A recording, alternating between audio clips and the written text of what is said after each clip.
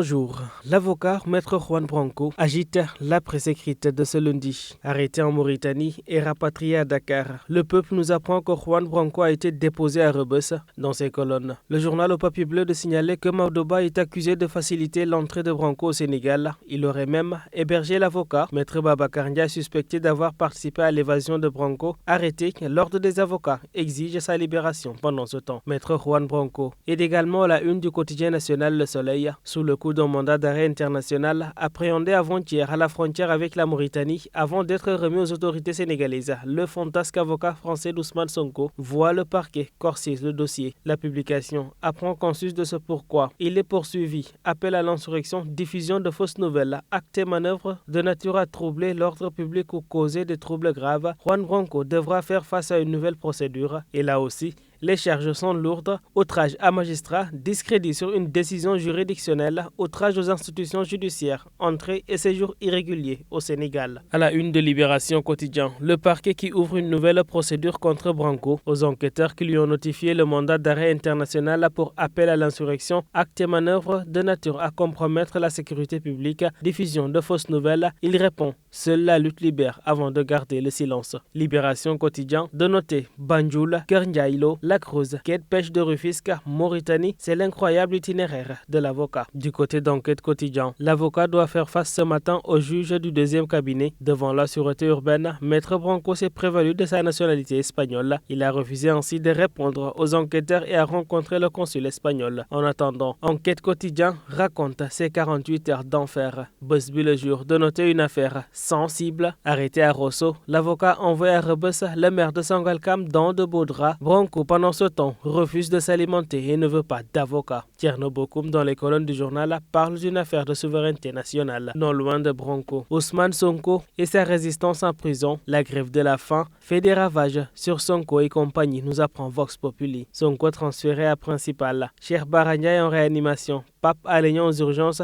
Hannibal Djim à l'infirmerie après une crise. L'on n'en finit plus, d'après le journal. Du côté du quotidien, Le Quotidien, Ousmane Sonko est également allongé, évacué à principal.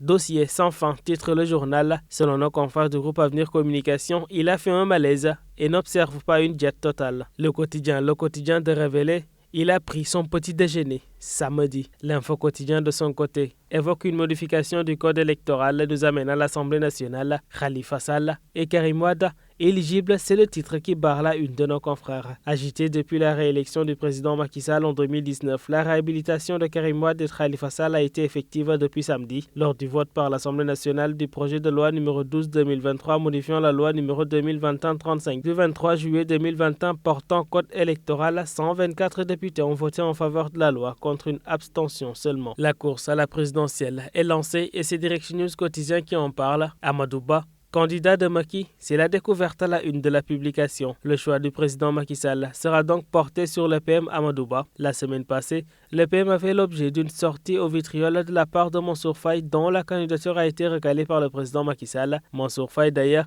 est revenu à de meilleurs sentiments ce week-end. Il a arrondi les angles avec Amadouba, dixit Direct News. Mansour Faye justement, à la face du point actu, son silence, une sorte de ni oui ni non. Mansour Faye a-t-il renoncé à sa candidature? Le point pose le débat. En attendant, Alerte Quotidien nous présente un autre candidat à cette présidentielle de 2024, Alioune Sarr, un des profils les plus crédibles. L'ancien ministre du Tourisme et des Transports aériens reste l'un des profils les plus crédibles dans la fourchette des candidats qui postulent pour la magistrature suprême selon le journal. Sa vision pour un Sénégal rassemblé, uni, solidaire pour un développement inclusif avec un environnement performant, des affaires modernes, efficaces et performants, mais aussi une économie diversifiée, intégrée aux chaînes de valeur mondiales, illustre ainsi à merveille l'offre programmatique qui le place au-dessus du lot des prétendants d'après Alerte Quotidien. Ainsi va donc la presse du jour. À toutes et à tous, une bonne lecture.